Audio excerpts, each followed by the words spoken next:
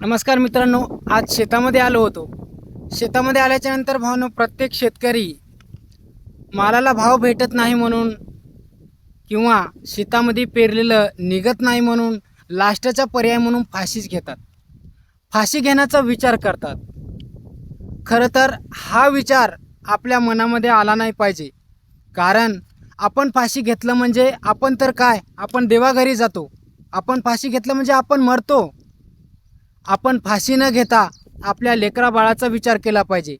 या अनुषंगाने भावांनो मी एक स्टोरी लिहिली होती. हे बघा तुमच्या पुढे दिसत असेल हा पेपर.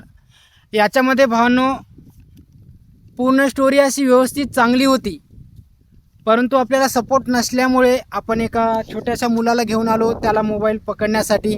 कारण एकटं माणूस काही करू शकत नाही म्हणून याला घेऊन आलो, याला मोबाईल पकडायला लावला.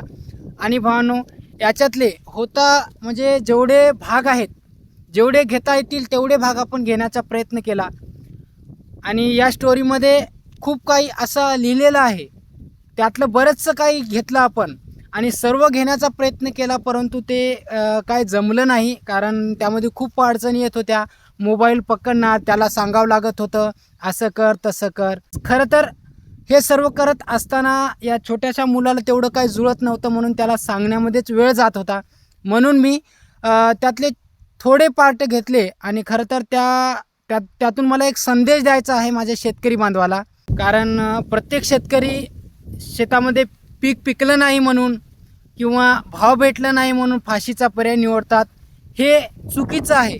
कुठंतरी आपण चुकतोय हे मला त्या व्हिडिओच्या माध्यमातून सांगायचं आहे. थोडी स्टोरी आहे भावांनो, लवकरच ती आपल्या ब्रँड शेतकरी चॅनलवरती येईल. आणि थोडासा तुमचा सपोर्ट असू द्या भावांनो.